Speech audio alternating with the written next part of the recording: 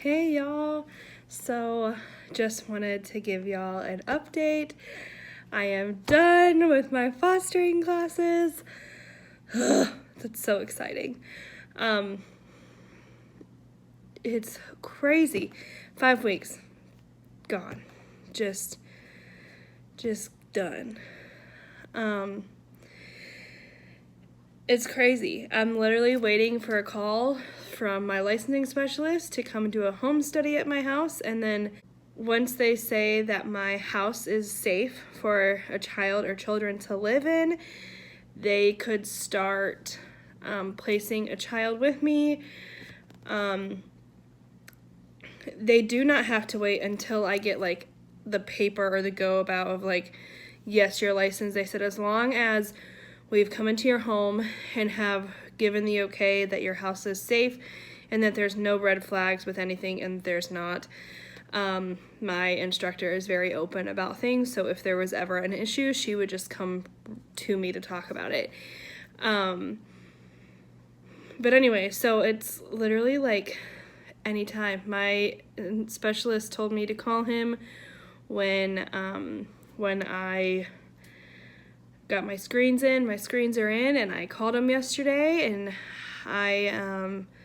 his voicemail was full, so I actually have to email him first, which I'm going to do right after this video, and then hopefully have my home study within the next 2 weeks, hopefully this week actually.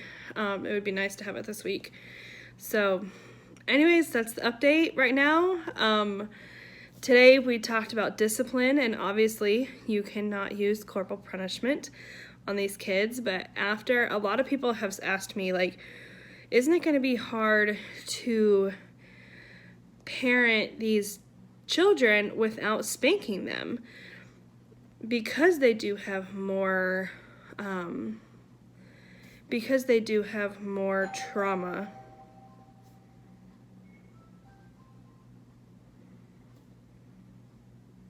Hold on. Sorry, that was a package being delivered. Actually, it's my blinds for the house. I'm replacing them. So anyways, a lot of people have asked me if I'm going to be able to parent these kids without spanking them. And after going through these classes, the last thing you want to do is spank a child or touch a child in a negative way. Whether that's tapping them on their hand or going, no, no, no. Like that's the last thing you want to do. These kids have been put through crap. You do not want to add more to their pages of hurts. You just don't. So no, I don't think it's going to be hard at all. I think it's going to be easy. And with my line of work, yes, it's nannying. It's not parenting. It is to an extent, but you know what I mean. I have not ever laid a hand on any of the children that I have helped raise, and every single one of those children respected me. So I'm not saying spanking is right or wrong. I'm not even going to get into that debate. But I just, after seeing the videos that were shown, and it's just that's the last thing you want to do. So anyways, that's what we talked about today. And the instructor was very open with us today and shared her story, and it was just amazing. And I'm going to get emotional talking about this, but I'm not going to lie. About 2 weeks ago, I didn't share this with anybody except for one other person. 2 weeks ago, I really wasn't sure if I was doing the right thing. I was nervous that I was going to cause more damage to the child. I had my fears. I had the emotions of just like, how am I going to protect this child if someone comes into my home, or will this child really be okay in my house?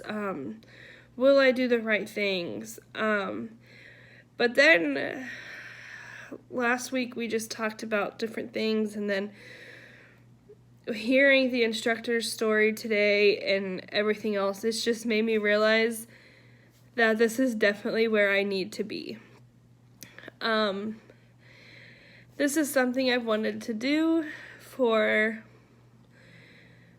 11 years now. And it's amazing because it's coming true.